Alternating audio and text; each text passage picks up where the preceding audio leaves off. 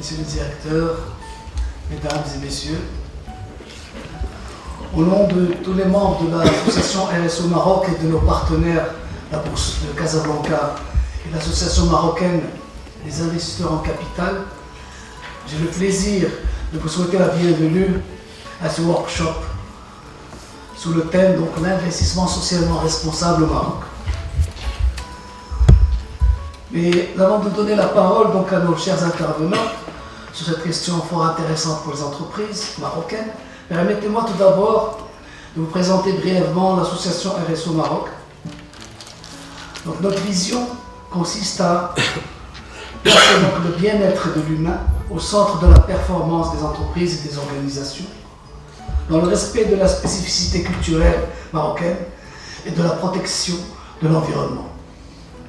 Notre vision vise à développer, appuyer et promouvoir les valeurs de la responsabilité sociétale des organisations, des entreprises, des personnes, dans un développement durable, économiquement viable, écologiquement soutenable et socialement équitable.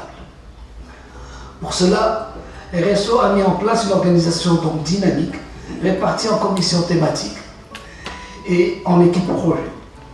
Et elle a planifié un programme pour 2016 en cohérence avec la COP22. Et cela donc dans le cadre donc, des conventions que nous avons signées donc, avec le ministère de l'Environnement, avec les universités Hassan II de Casablanca et l'université Radiyet de Marrakech. Parmi ces événements, nous organisons donc cette année des séminaires qui auront pour thème l'efficacité énergétique, facteur de réduction des dépenses énergétiques dans l'industrie et action en faveur de l'atténuation du changement climatique. Puis un autre sur l'économie circulaire, outil efficace pour lutter contre le réchauffement climatique. Nous organisons la 3e édition des rencontres internationales de la RSO qui aura pour thème cette année la responsabilité des entreprises sur le capital naturel et le changement climatique. Puis, nous avons donc les cycles de workshops comme celui auquel donc, nous assistons aujourd'hui, qui aura pour but de sensibiliser et partager avec les chefs d'entreprise les thématiques de la RSE. Les prochains sujets traiteront de l'achat responsable, l'achat durable, et pour le mois de Ramadan, la RSE et la religion. D'ores et déjà, vous êtes cordialement invités à y assister. Pour revenir donc au thème de la journée qui est l'investissement socialement responsable au Maroc, les principes en fait de la RSE et du développement durable apparaissent désormais comme incontournables dans la recherche d'un modèle économique durable, particulièrement dans la période que nous vivons, avec son lot de crise des valeurs, d'incertitudes économiques, de changements climatiques et de soulèvements sociaux à travers le monde. La succession des scandales financiers fait que les investisseurs ont perdu la confiance au marché financier. Cette méfiance s'est fortement accentuée avec l'éclatement de la crise financière mondiale déclenchée par la faillite des subprimes en 2008. Les crises nous invitent à inventer un nouveau modèle qui prenne en compte sur le long terme les exigences du développement durable. Elles nous indiquent des voies nouvelles. Elles nous incitent à nous engager sur le chemin d'une croissance repensée. Des principes d'éthique, de transparence et de bonne gouvernance sont alors pris en compte par les investisseurs. Une profonde métamorphose des modes de gouvernance, des modes de production, des modes d'investissement et de consommation est nécessaire et devra impliquer tous les acteurs de la société. Une telle évolution impose d'intégrer au cœur des projets d'investissement et des décisions les principes de bonne gouvernance, les principes de précaution, ainsi que les impacts des activités sur les conditions sociales et sur l'environnement. L'investissement social responsable est l'application du développement durable au placement financier. C'est une forme de placement qui prend en compte des critères dits extra-financiers, liés à l'environnement, au social et à la gouvernance. On parle aussi des critères ESG. En plus, bien sûr, des critères financiers classiques. On distingue plusieurs stratégies d'investissement socialement responsables. Tout d'abord, une approche dite négative, émanant amenant donc les investisseurs à exclure de leur univers d'investissement des secteurs et des entreprises en raison de la nature de leur activité. Par exemple, le tabac, l'armement, le jeu, etc.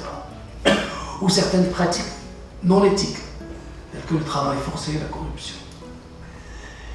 Une deuxième approche dite positive, elle consiste à intervenir dans les sociétés qui réalisent les meilleures performances environnementales et sociales et présentent les meilleures perspectives de développement.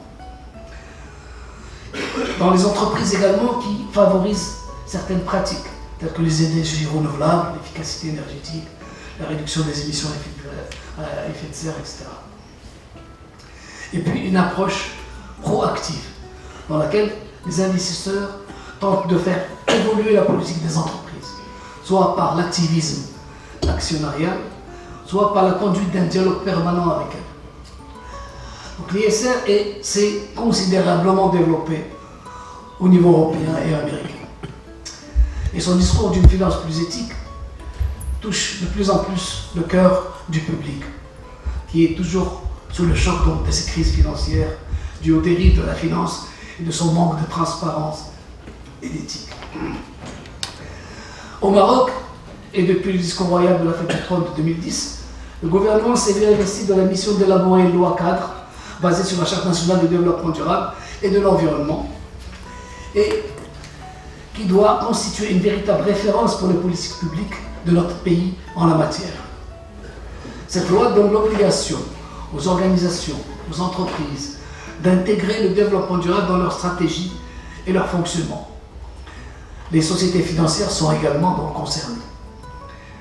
La législation devra être revue en conséquence. Au Maroc, nous assistons au développement de fonds éthiques basés sur le respect des principes islamiques qui excluent de leurs univers d'investissement les entreprises opérant dans l'armement, l'alcool, le tabac, les jeux, les produits alimentaires à base de porc, les prêts à intérêt, et puis des fonds dits humanitaires ou solidaires pour désigner les fonds de partage. On constate donc que la stratégie appliquée par ces organisations, par ces gestionnaires de fonds, est une stratégie donc dite négative. Le développement de la stratégie de sélection positive est tributaire de la performance de l'ISR et du développement de la notation extra-financière.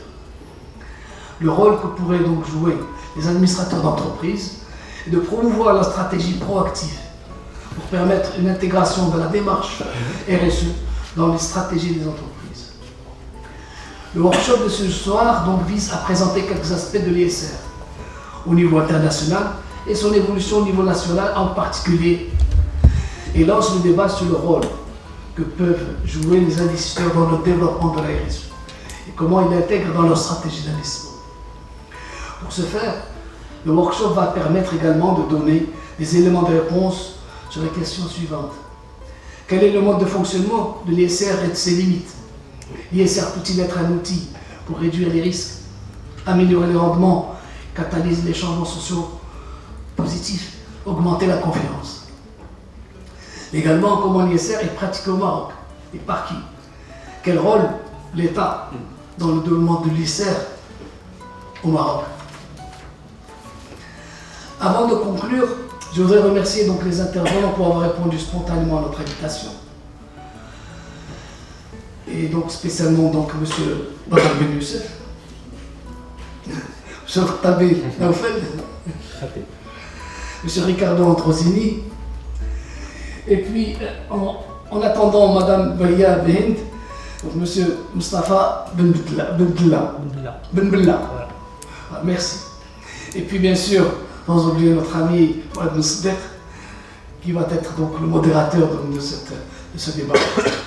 Je me dois également de remercier vivement nos adhérents, nos partenaires qui ont permis d'organiser cette manifestation dans les meilleures conditions. Puis je remercie également donc nos partenaires médias qui ont contribué à cette mobilisation et qui nous accompagnent dans la promotion des valeurs de la responsabilité sociétale des organisations. Je vous remercie donc pour votre attention. Je vous souhaite de passer un bon moment de partage et d'échange.